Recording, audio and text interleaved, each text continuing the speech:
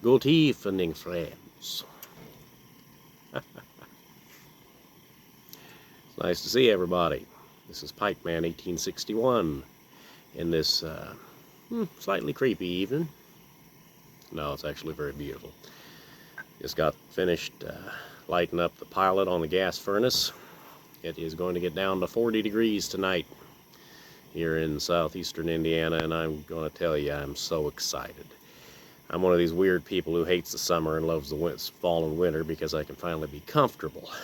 But I decided to come out here on the back porch and smoke a pipe, make a little video. I hadn't done it for a while.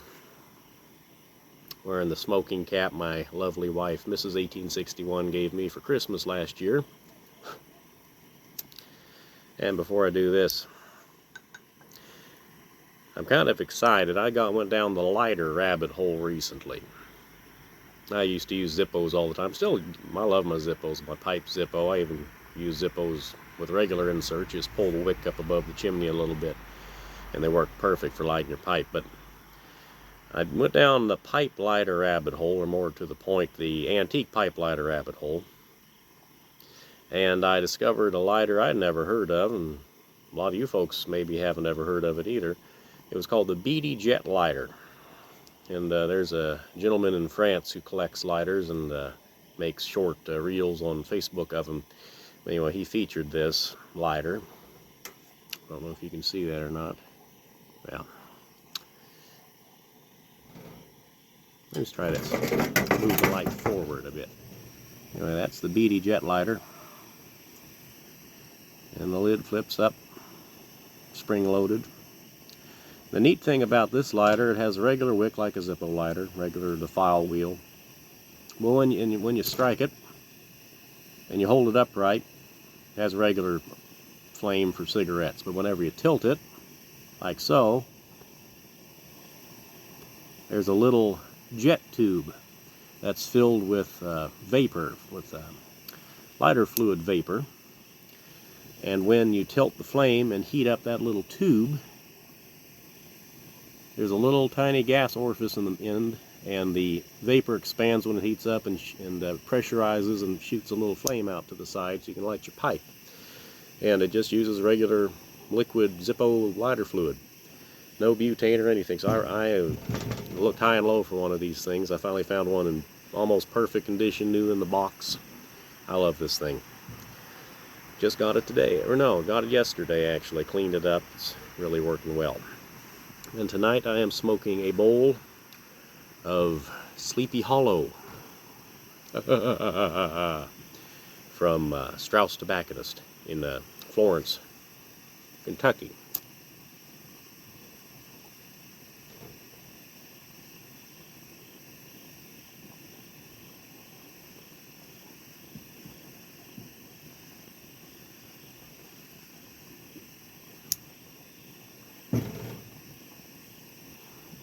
Very good aromatic. They're still selling it. They have not run out. They are selling it about as fast as they make it, they've told me. But they are still selling it. So if you still want to order your 5-ounce bag of it, there's still time left yet this year.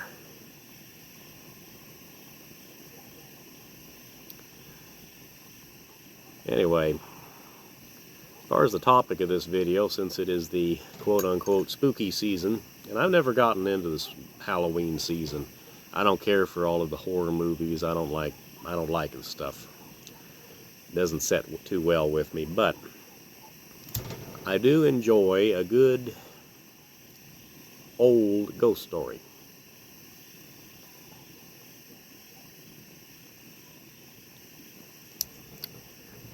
And by old, I mean early 1900s on back, maybe. Before the horror genre of movies and all that took over and made it all about blood and guts and gore, and it's not good. But a while back, and I haven't done it for a while, I probably will start up now again, but I was listening on YouTube. There is a gentleman who has a YouTube channel. It's called Bite Size Audio Classics. And he's a gentleman, he's from England. And he narrates these short stories. And he does detective stories, like late 19th, early 20th century detective stories, and also late 19th, early 20th century ghost stories from English, mostly English authors. And his accent and delivery, he does a fantastic job. But what got me into that whole thing, I never thought about listening to that sort of thing.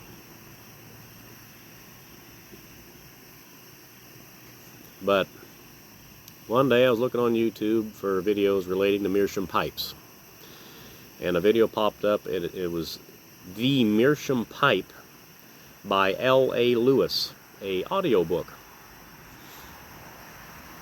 And I thought, oh, that's neat. So I started listening to it.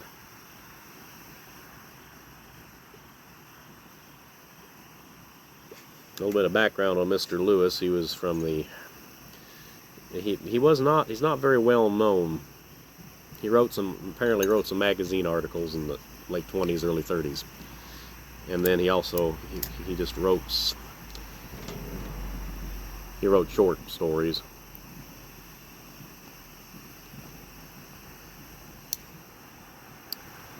In the horror genre. Well, this was one of his stories. He published a book, I believe, in the late 30s of his short stories. And this was one of them, the Meerschaum Pipe.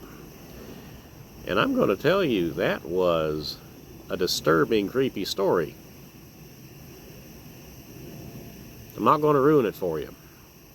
But if you like horror or creepy stories, I'd highly recommend you give that a listen, or find it in print somewhere. I imagine you have to buy the book, and apparently it's out of print. It's quite expensive, but it's on YouTube. You can look it up. There's a couple of different fellows who've narrated it.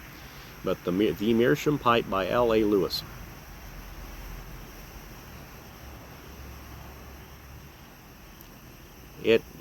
It's creepy. And you got to listen to it to the end. About toward the middle of the story, you start kind of getting an idea of what's going on, but you got to listen to the end. Kind of hits the point home, you know. And also, just listen to some of those old ghost stories this time of year. You don't need all of these garbage horror movies that they've made the past 20 years, 30 years. Doesn't have to be disgusting to be scary.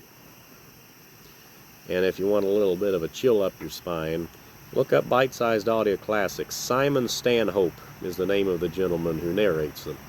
And he does a fantastic job. So, I hope you all have a wonderful evening. Ah, I forgot it. Kind of important, pipe channel. I'm smoking this in my 1910 KB&B, Kaufman Brothers and Bondi Bakelite branded bulldog with the Bakelite stem. Really love this pipe. I haven't smoked it for a while. Reserve it for aromatics. Really does well with them because of the wide bowl. Get a lot of good flavor out of it. And the Sleepy Hollow, if you've never tried, it's very good. It has kind of a pumpkin spice. It tastes and smells like fall. It's really pleasant. Good for any time of year, but it's a really, really good blend. Anyway, hope you all have a wonderful evening. This is Pipe Man 1861 signing off. Happy smoking. Enjoy this beautiful fall weather we're having, at least in Indiana. And I'll talk to you all real soon. Cheers.